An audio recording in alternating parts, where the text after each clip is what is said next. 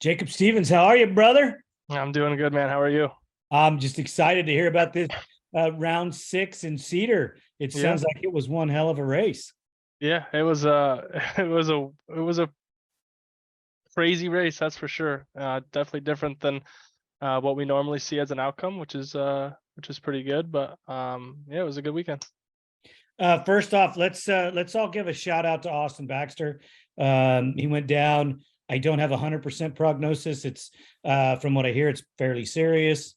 He'll get better, but there's going to be some downtime. Yeah, yeah. No, I'm not 100% sure on what's going on, with his injuries, 100%. But yeah, it's tough, and we never want to see a rider go down like that, and have something as serious as it is. But as well as all of us riders know it, and I'm sure he knows it as well. It's part of it, and it's the risk we take when we get on those machines. And we can all just hope that he's going to make a full recovery, and hope to see him back out there someday. Yeah, because he was been on the podium, 2 races in a row. Hmm. He was making it shine, and yeah, it's a bummer. Yeah. My heart goes out to him. So thoughts and prayers. Let's get the industry behind him if he needs anything. Let's see if we can help him out. I think Yep. there's a GoFundMe for him. Yeah, there is a GoFundMe. I don't have the specific link, but I'm sure we can get something going on with the link, attached to this video somewhere. But there's a GoFundMe out there to help him with his medical bills. I'll do everything in my power to make Valeria aware of the GoFundMe and have her track it down because she's better at that stuff than I am. Like I said, I can barely turn the computer on. So Yeah, perfect. Torey makes it perfect again. Yep, perfect season so far for her. I know Layne was there for a good portion of the moto. She, Layne showed some good speed this weekend, and unfortunately she had a couple issues later in the race that kind of just set her back a little bit. But Torey's just, like we said in the beginning of the year, she's gonna be the one to beat, and she's showing it. Right. I think she's having an amazing year. Yeah. When we get into and I'm not trying to rush through everybody, but I'm pretty excited about talking about the pros. But when we get into the Open A and the Production A, the winner of the Open A class got third overall in that race. Mm-hmm. So he traveled some distance. Yep. And why is his name Ryan?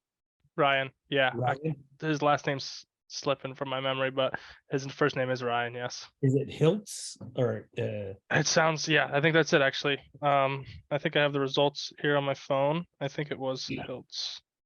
Yeah, Hilt. Ryan Hilt. Ryan Hilt? Yep. Yep. He freaking put on a really good ride in that race on Saturday. Mm-hmm. Getting third overall. He was only a minute or so behind the other guys, and I did. Cole won that. Cole won. Yeah, he I was talking to his dad, which is funny, about what his future plans are. Obviously, he's got a half of a season to go yet in Pro Am, but from the looks of it, he's by far the top dog in the class, and he had a far lead. Nothing to worry about. It kind of got to the point towards the end of the race that he could just kind of hang out, have some fun, and he was out there hitting those big jumps and looking over at us and stuff like that. So he's super fast, and those boys got a lot of work to catch him. And unfortunately there wasn't as big of a turnout in Pro Am as there usually is. I think there was only about 6 or 7 guys that signed up this weekend. I'm not sure why, or maybe it was because of holiday weekend or whatnot, which is super unfortunate. But Cole rode a really well race. Gage Lever was riding really well towards the beginning of the race, and I don't know, something happened to his motor. He was leaking a bunch of oil, and ended up having to pull in every lap and top it off with oil so he could make it to the finish line. But yeah, by the time that race was over, I think Cole had a 4 or 5 minute lead on everybody else. Right. It was up there, and Yeah. and Cole and Gage are swapping back and forth. Yeah. In the points in the Pro Am and in the Production A. So yeah, they're having their own little rivalry battle. Setting back a little bit. I think he got 6th Yeah. in the Pro-Am. Mhm. Setting back a little bit in the Pro-Am, but he's 2nd in points, and Layne is 3rd. Yeah.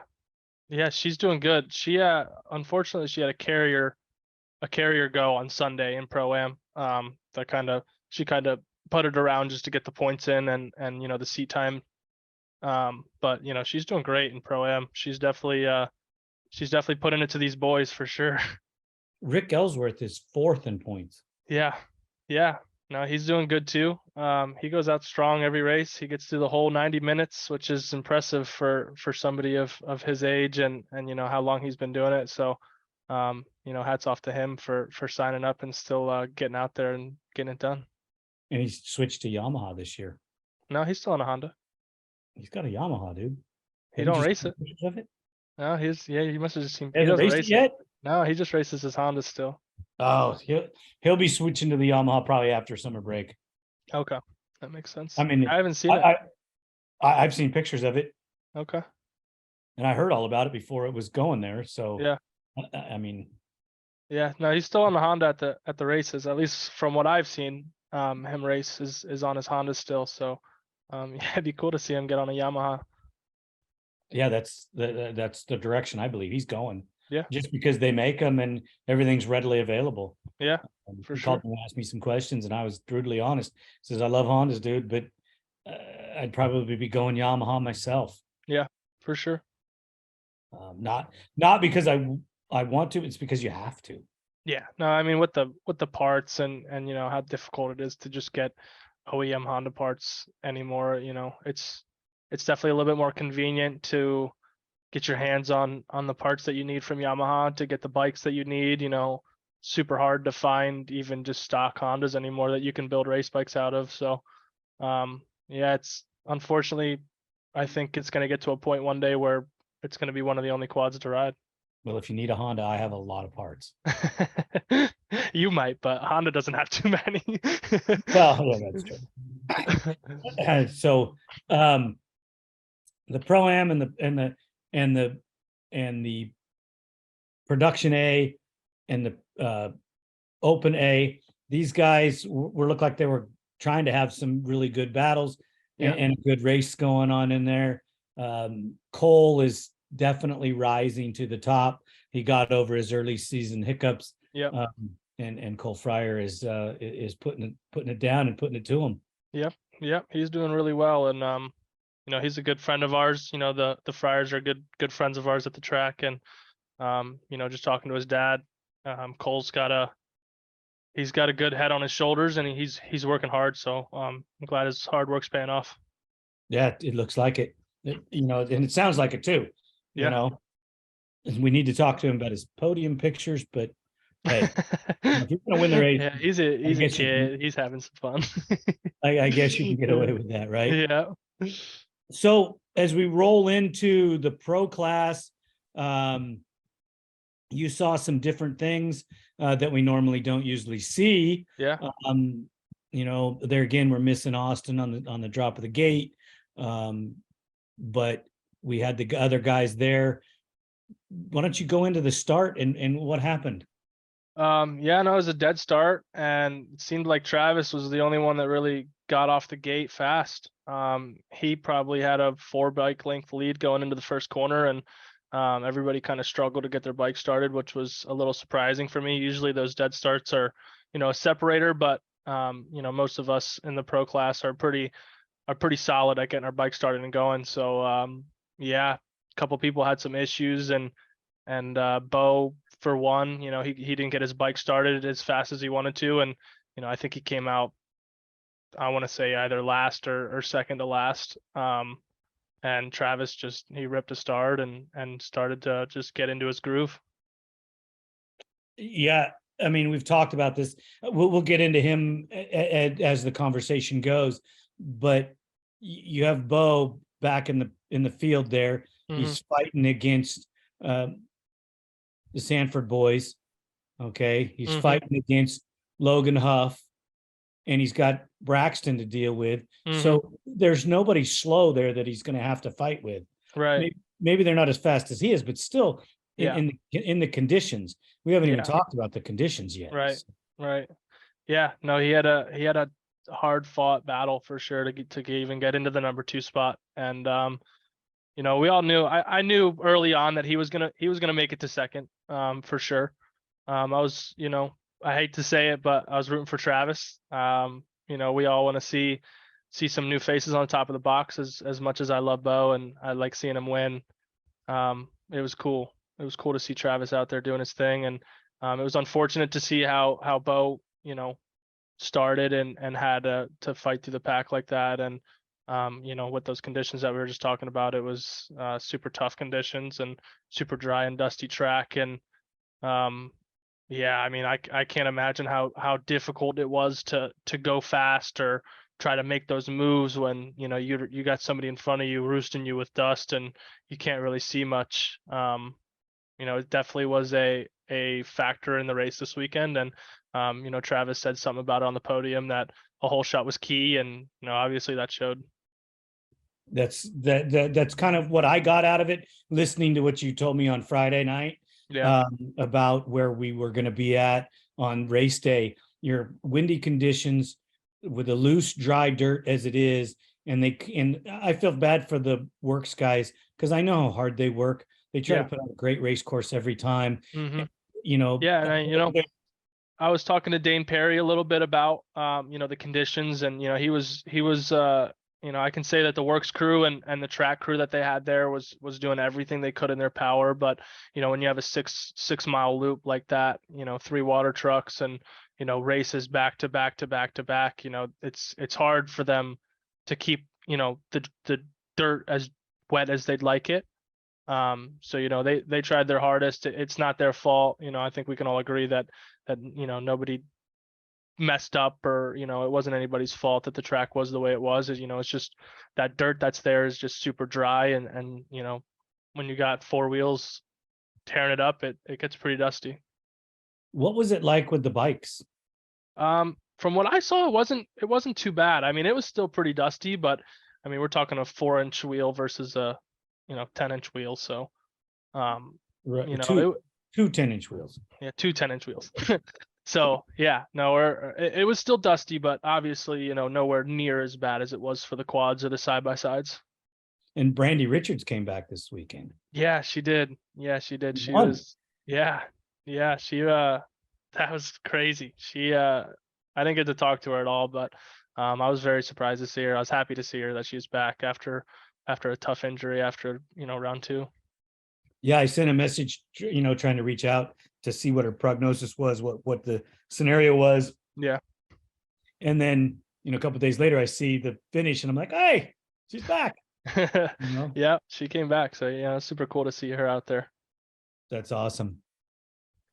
As they progressed through the field, how long did it take Beau to get? I'm assuming Braxton was in second. No, it's Logan Huff actually. Logan Huff came out Really? second. Yeah, and it took, I would say Beau didn't get around Logan until, you know, over halfway for sure. It was definitely around the 50-minute, maybe even the hour mark that Beau got around Logan. Logan rode great. I gotta give my hats off to him. You know, he came out second. He held off Beau for a little bit, and he held off Braxton for, you know, probably 80%, 85% of the race. You know, Braxton got around him, I think, right around the 2 laps to go part of it.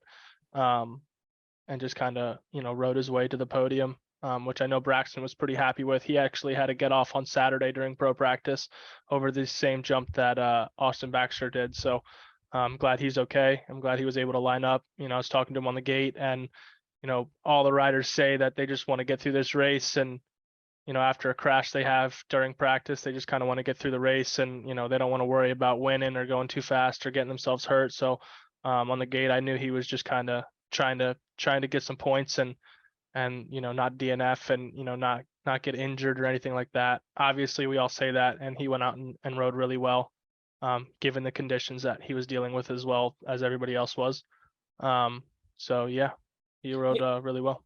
Can we talk Logan Huff for a minute? Yeah, of course. So I'm surprised that Logan is starting to come into his own. I mean, he's starting to get closer to that lead group. Mhm. You think this is still a residual from his injury? I do. Yeah, I do. We have very similar injuries that I'm going through the same thing basically he went through.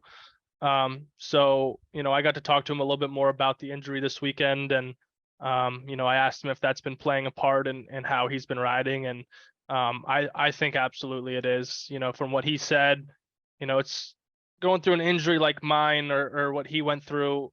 It's hard to just give your trust into your shoulder like you'd like. I know it's just one of those processes that you either have to just trust it, or it takes time to trust. So I know he's been struggling with that, and he's been getting better every weekend. He talks to me about riding. He's been riding a lot more, and he's been working hard. So his hard work showed. He rode third for, like I said, a good majority of the race, and I wish he would have kept it there and rode his way to the finish line. But Braxton's a tough competitor and got the best of him. Right. And I'm glad that I'm not glad that Braxton got off, but I'm glad that Braxton was more controlled. Yeah. Because he didn't try to make up all those points. He Yeah. didn't. Maybe the wreck calmed him down and got him into perspective where he needed to be. Yeah. Because No, 100%. Crazy, it would have been a bad deal. He showed some very, very strong maturity this weekend, I think. He's a kid and he's young, and I can't even imagine what I would be like in a situation like he's in when I was 16 years old. I mean, I wasn't even racing A class yet. So to step in the pro class at such a young age and deal with the situations that we have to deal with and ride at the level that we're riding at this weekend was one of the first times that he showed really high maturity, and I gotta respect that out of such a young person. That's awesome. So let's talk about the man of the hour. You know it's coming because the guy works super hard, and he's been chasing Beau, and all he wants to do is win. He gets on a Yamaha this year. He has a chance in Havasu to win. He has another bad race, and where was that at? It was here in California. Delano or Blythe? No, it was Blythe. Yep. Had a problem in Blythe, and took him out of a great finish there. Possible. I mean, from what we talked about, he possibly could have won it for sure, a second spot. Yeah. And if you look at how tight the points are right now, that matters now. Yeah. Yeah, no, for sure. I think so far everybody's had their bad race. Everybody's had their, get offs and bike problems and, just straight up unfortunate races. So I think it's only just going to get a little bit more intense as we get back into it towards the end of the year. I think this break is going to help everybody out, kind of settle in, get their I's dotted and their T's crossed.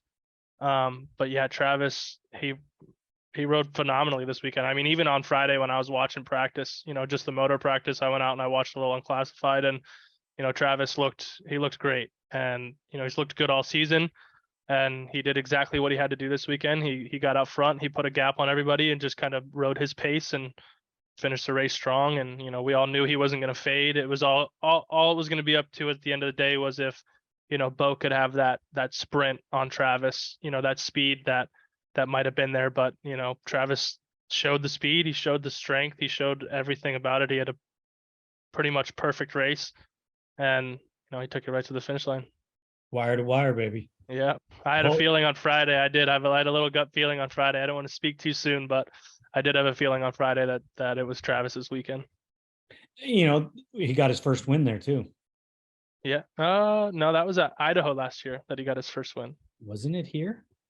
No, he didn't win here. I mean, he might. Did he win before I came back here? I thought his first win was. I thought he won here. I can't remember. He might have. I know he won at Idaho last year because I had to partake in a little bit of that action. Okay, so maybe it was Idaho. Yeah, so I could have him confused. That was the race. Me and Beau got tangled up on the first lap. Okay. Yeah, I was Okay. that was my immaturity coming out. I was riding a little aggressive on the So first he lap. must like that high elevation stuff, right? Yeah, I mean, yeah, I guess it's definitely he definitely was the top dog on Saturday or Well, Sunday. when we come back from summer break, it'll be in September, Yep. and they'll be in Utah again. Yes, they will. Bernal, Utah. I So don't know what the elevation's like up there. I can't imagine it's any different than where we were in Cedar, if not any worse. So uh, you know, Beau is not going to take it lying down. no. So you know, Beau's going to be out training, Yep. doing what he needs to do. But you know, Travis is just excited and energized. Yeah, I mean, you You you know, can't ask for better motivation going into the break than winning the last round. So yeah. he's happy. He's I'm sure he's going to take this and it's just going to be a fuel to the fire and he's going to be working his butt off. But like you said, Braxton, Beau, Logan, the Stanford boys. Hopefully maybe we see Austin Baxter back. But these boys are going to work hard all summer. I think a lot of them know where they need to be and know where they want to be. So I expect nothing more than even better racing when we come back. So you're a little more than it takes 12 points in 3 races, or excuse me, it's 9 points in 3 races, and we're over the 9-point threshold. So Beau doesn't have to win, or does Beau doesn't have to beat Travis every time. Beau Right. just had to be second every time, Right. or within one position of him to maintain the points lead. Yep. You know, with Braxton there, with Logan coming on, even with the Stanford boys, you never know what's going to happen. Yeah. I mean, in any given second, Beau missteps, we're down to a points race. 100%. I mean, anything's possible. It's still super close to count anybody out. And no offense to Travis or any of the other guys, we are talking about Beau Baron. I know. No, I know it. And he, like we all know, he's the one to beat. He's the tough one to beat. He's the guy. So I like how things are stirring up this year. Obviously in the past he's gone every single round winning races. And this year is, he didn't win every round last year. He lost that one race at Idaho, and this year so far he's lost 2. So it's a change for a lot of people, and as cool as it is, he's still Beau Baron. So that's just we it. all know where his head's at. We all know how hard he works. We all know where he's going to be. So it's just going to be up to these guys to put in that extra work to catch him. Exactly. We haven't had a 3-time winner or 3 different winners in a work season in as long as I can remember. Yeah.